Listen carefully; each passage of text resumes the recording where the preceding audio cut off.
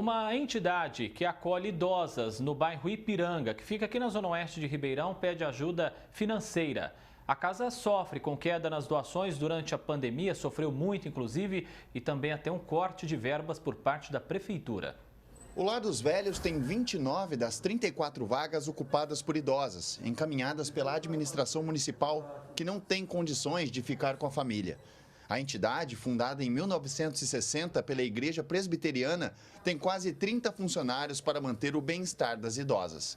Porém, segundo o tesoureiro, neste mês o lar conseguiu pagar apenas 30% dos salários. A gente preza por ter sempre andar na linha, pagar tudo direitinho, todos os impostos. E a gente chega no quinto dia útil todos os meses, é muito complicado.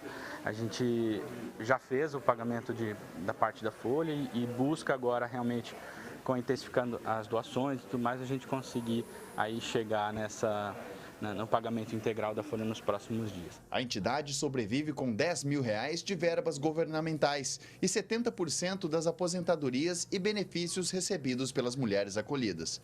Sua folha salarial é de cerca de R$50 mil e a previsão é de déficit mensal de mais de R$20 mil.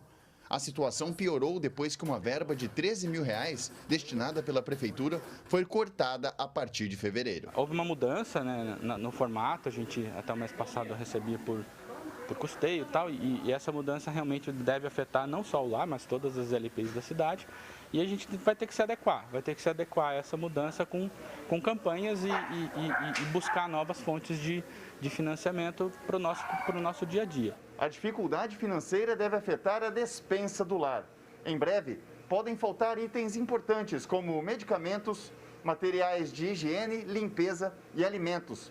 O estoque de momento de leite, por exemplo, deve durar 7 dias, já o de carnes, 10 dias. Nós temos, por exemplo, um volume bastante grande de doações. Proteína, carne, frango, gado, salsicha, verduras, frutas, e isso também tem diminuído.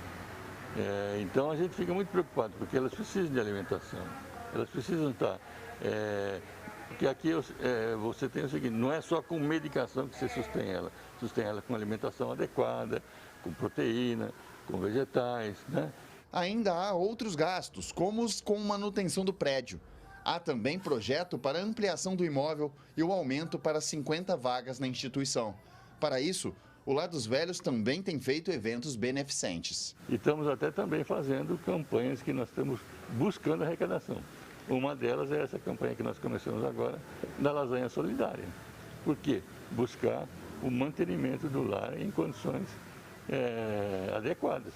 Outra fonte de renda que pode ser importante é a destinação do imposto de renda devido. As declarações começaram a ser feitas na última segunda-feira. Na declaração você consegue, enquanto pessoa física, que é esse momento de declaração, a pessoa física consegue destinar parte do seu imposto devido para o Conselho Municipal do Idoso, né? Não há como a pessoa física destinar diretamente para o lar, mas ela consegue destinar para o Conselho Municipal do Idoso e trazer para o nosso conhecimento para que a gente leve lá o Conselho Municipal do Idoso a prioridade de destinação dessa verba. O Lar dos Velhos fica na Travessa Pura Pantose, número 110, no Ipiranga.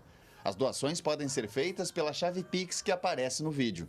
Com certeza, você vai garantir o bem-estar e o sorriso dessas idosas. Gosto muito do lar e creio que todas as vós gostam, se sentem felizes aqui. E quando elas têm que vir para o lar, elas dão preferência a vir para cá, porque gostam do tratamento, dos cuidados que tem por ela. É um lugar que parece a minha casa. Muito bom mesmo, gosto de todas as enfermeiras, cozinheiras, as moças que trabalham, são tudo excelente.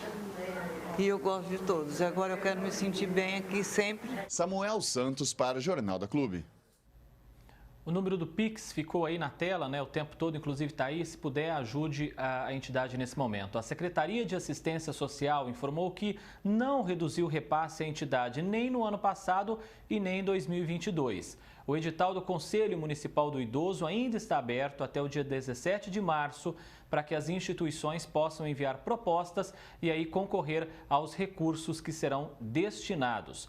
Para falar mais sobre esse assunto, está aqui no nosso núcleo de jornalismo o economista José Rita Moreira. José Rita, a pandemia reduziu o poder de compras de todo mundo. Era esperado que essas doações ao terceiro setor caíssem. Uma preocupação que é nossa, mas também do poder público, né? Boa tarde. Boa tarde, André. Boa tarde a todos. Certamente, André, é muito triste ver tudo que nós vimos aí na matéria, né? E enquanto que essas entidades procuram esvaziar a obrigatoriedade do serviço público de atender essas pessoas, essas famílias, tá? Elas ficam reféns aí das doações, como sempre aconteceu. E nessa época de pandemia, é claro que muita gente perdeu renda, reviu alguns critérios, perdeu fontes aí importantes. Então, às vezes, abre mão das doações que são fundamentais para a manutenção. A gente percebe aí dessas entidades que fazem um trabalho muito sério, socialmente exemplar. E eu acho que cabe também às pessoas pôr a mão na consciência e poder ajudar um pouco mais também.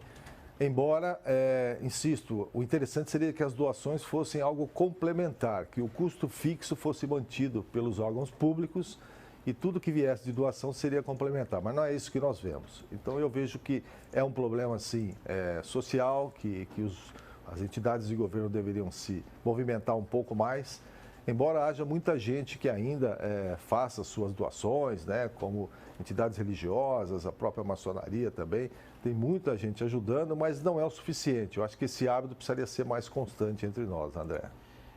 O terceiro setor, José Rita, ele oferece um serviço importantíssimo que muitas vezes a própria prefeitura não consegue oferecer. Socorrer, então, essas entidades seria uma atitude mais inteligente por parte do governo? Indiscutivelmente, né? Aquilo que eu disse, as entidades de governo deveriam manter, pelo menos, como eu disse, o custo fixo, a manutenção básica dessas entidades para que elas possam sobreviver, tá?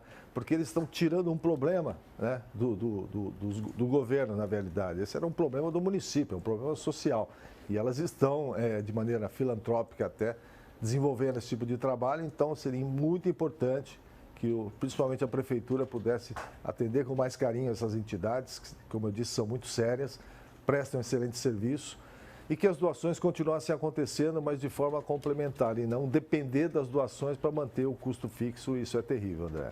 Considerando o período de crise, uma cidade como Ribeirão teria condições de ajudar a melhorar a gestão financeira e administrativa das nossas entidades filantrópicas, na sua opinião, Zé Rita? Eu acredito que sim. Você vê que toda a campanha eleitoral começa falando assim, dinheiro tem, para determinada coisa, eu vou fazer isso, vou fazer aquilo, dinheiro, se dinheiro tem, por que não dirige para as prioridades? Porque não transforma isso que nós acabamos de ver na matéria aí em prioridade para poder destinar verbas, tá? Para poder sustentá-las efetivamente. E outra, é um ciclo, né? Mais pessoas vão entrando, pessoas que não têm condição de pagar algo particular, assim, que custa caro e depende realmente desse tipo de ambiente, eles precisam ser mantidos com dignidade. Então, eu acho que sim, sem dúvida nenhuma, a prefeitura deveria olhar com mais carinho para isso, André. Sem dúvida. E a população que está em casa nos assistindo, continua ao longo da nossa entrevista, José Rita, contato aí para o pessoal fazer a doação. É importante, se você puder, também doa, faça a sua parte também.